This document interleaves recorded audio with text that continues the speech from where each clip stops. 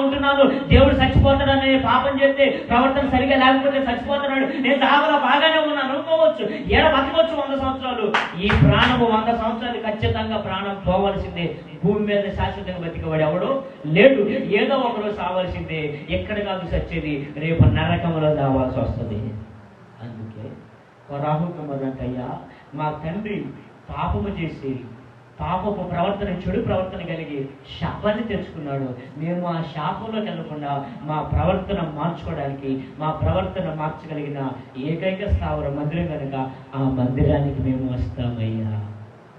భక్తిహీనుల గుడారంలో నివసించడం కంటే నా దేవుని మందిర ఆవరణలో నివసించడం మేలు.